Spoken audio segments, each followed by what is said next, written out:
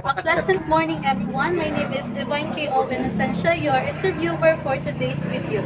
We are here today in the Legislative Office to conduct some interview with our Sangguniang Bayan, Jack Fernandez. Let's go.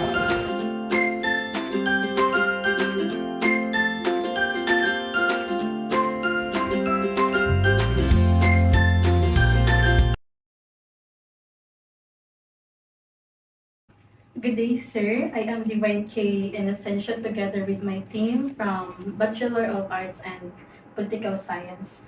So we proceed to our question. First is, I would like to know your name, your address, and your job descriptions. Thank you. I am Sangguniang Bayan member Jacqueline Fernandez. I'm from Barangay Ligaya, John Romblon, and presently member of the Sangguniang Bayan of Ujongan. Our next question is, what is your advice or opinion on today's political atmosphere? So, ano po yung may advice niyo po para sa bagong politika po ngayon yung nakaupo? Sa administration po or Yes po, administration po. national or local? Local lang po. Local. Well, dito po sa atin sa local, specifically sa municipality of Ujongan, under the leadership of Mayor Trina Permalo Pabi, ay ang buong sanggunian at ang buong local government unit of Ujongan naman ay nagkakaisa sa advocacy makapaglingkod sa ating mga kasimanwa o mga mayan dito sa Ujongan, at pilit po nating inaabot lalo mahigit yung sa ating mga malalayong lugar na mapagservisyohan. Kaya po may mga programa po ang ating lokal na pamahalaan tulad ng mga isa dito yung classic na serbisyo caravan, na kung saan yung serbisyo ng munisipyo ay dinadala sa kabaranggayan, ng sa ganun po ay magkaroon po ng access yung mga nasa malalayong lugar. At yung mga mamamayan po natin na hirap na makapunta dito sa bayan ay sila na mismo po ang pinupuntahan doon sa kanilang mga lugar. Isa po yun. Next is, what does your vocation or job contribute to today's present political structure? Well, as Sangguniang Bayan member of Ujongan, siyempre, ang primary function po namin is mag-legislate o gumawa ng mga ordinance and resolution para po sa makatulong para sa ikakaunlad at kumabuti po ng bayan ng Ujongan. Kaya that's why sometimes nagkakaroon po kami ng mga consultative meetings with our constituents kasi nga aming function po in aid of legislation ay tinatanong po namin kung ano po talaga yung mga concerns ng ating mga mamamayan, na kung saan pinapakot po nila dito po sa Sanggunian, at kami na po dito sa Sanggunian ay nagkakaroon po ng mga consultative meetings para po ma-actionan o mabigyan ng solusyon yung mga problems ng ating mga mamamayan. So, lahat ng individual po yun, sir, ay binibigyan niyo rin po ng katugunan yung ano nila. Yung wants baga nila, sir, nabibigyan din po. Meron po, may mga individual po, personally minsan may mga nag-appear po dito mismo, pupunta, then ini-entertain po namin, tinatanong po ano yung mga concerns. At meron din naman po na may mga organization through their mga leaders or mga president po ng kanilang mga organization na kung saan sila po mismo ang nagdadala dito at naghahatid ko ano po yung mga concern ng kanilang mga grupo. At natutugunan naman po ng ating munisipyo at ng lokal na pamahalaan ng kanilang pangangailangan. So next po is, how do you perceive the politics or government today in relation to your job as a public servant? Well, again, as Sangguniang Bayan member, yung politics po kasi meron po yan kasi may different parties po kasi minsan na nagkakaroon yan. However, syempre, para mag-consideration po natin is the general welfare ng ating mamamayan. So, we will still side kung saan po yung mas makakabuti at may kinabang po ating mamamayan. So the leadership of our Mayor Trina Permalo Pabi and the rest of the Vice Mayor and the Sanggunian ay magkakaisa naman po kami sa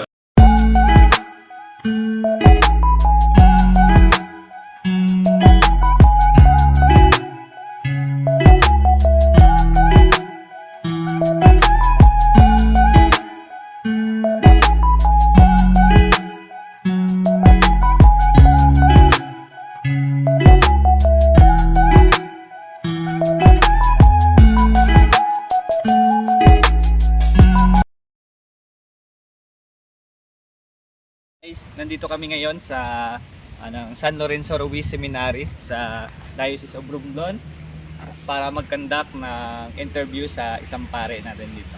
So, I hope maka-interview. Good morning. I'm Joshua Bantang, a third year student of Bachelor of Arts in Political Science.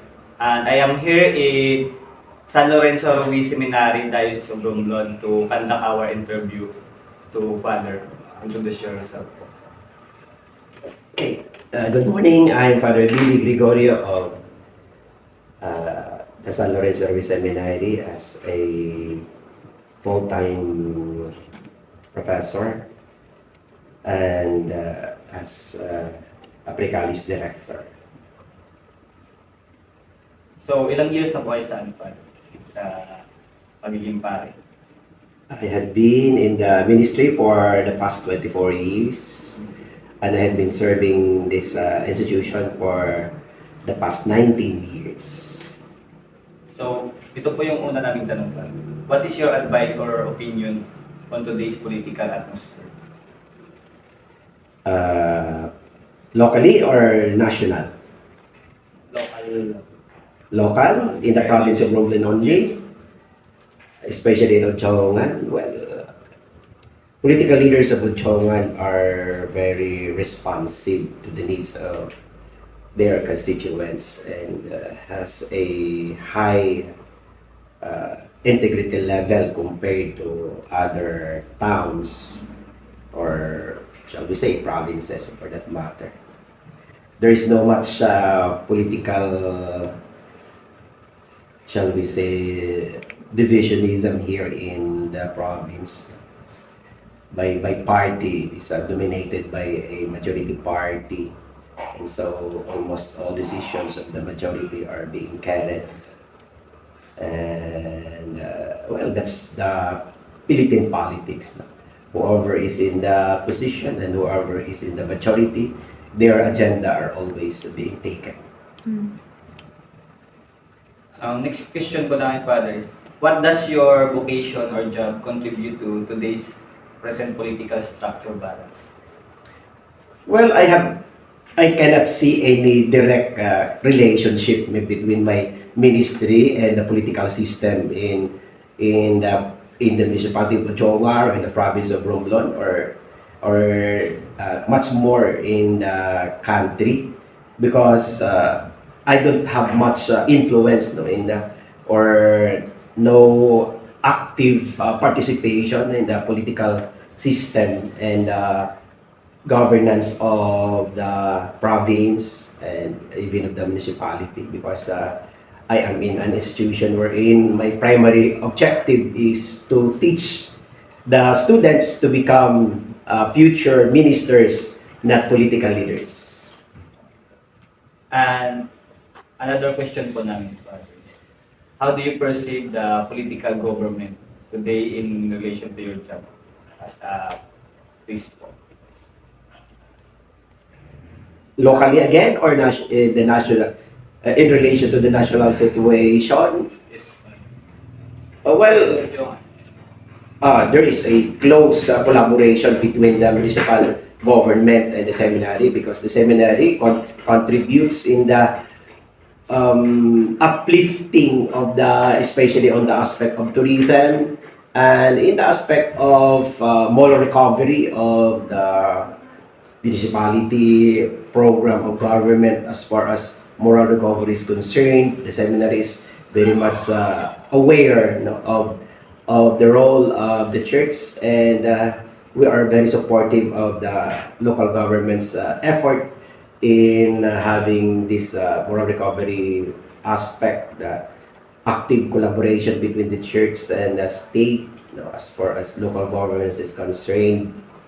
But of course, as far as the moral recovery is concerned, not so much on the governance aspect or the way the municipality or the province is being managed by our local leaders. But of course, as far as my ministry is concerned, as a priest, I am very much supportive of the program of the government, especially in close collaboration with the political leaders in order to help alleviate the poverty situation and at the same time deliver the basic services to the citizens in order that development, especially sustainable development of the community is being concerned in order for that development to be developed and that it will contribute also to the development of the whole community. Since, ano po, Father, wala po siya sa question, ano lang po siya, na ano ko lang. Kasi napapag-aralan po namin ngayon yung separation of state and church. Ano, tama lang po ba na may separation din? When you talk about separation, it is not about separation that the church and the state should not be in dialogue with one another. That is absolute separation. The constitutional separation of the church and state speaks about the management, no, of the local government or of the government of the civil affairs and the management also of the church as ecclesiastical affairs. So the ministers of the church have no say in the political governance of a state. And as far as I am concerned, that separation speaks about the use of the use of religion in order to affect, no, that the changes that the state wanted. No? The separation simply means that the affairs of the state should always be in the hands of the civil servants and the affairs of the church should all be managed by the ecclesiastical ministers or servants. But as far as the welfare of the people is concerned, as far as moral recovery of the leaders is concerned, as far as the basic services of necessary for the people and community is concerned, the church is very much involved and should be involved in helping the government realize their mandate. Because the people of the church is also the people of the civil society, and the people of civil society is also the people of the church. So there is no separation as far as people is concerned. It is only about their temporal and spiritual works or mandate that is separated. Thank you, Father. So, ano po, maghihingi lang po kami ng inspirational message para sa mga viewer. Kasi yung video na po ito ay namin sa mga young political students din. So, makikita din. Well, as far as the young minds is concerned, I believe there is so much need to integrate the value system, the moral aspect of governments in the minds of future leaders, especially among you students of political science. The problem in the Philippines is there is so much dichotomy or separation between the moral aspect of life and governments. Governance should always be done with high integrity. That service must always be at the mind of the political leaders or future political leaders, not so much on personal gain, but rather service to the community, which many politicians now do not have that value system, that mindset.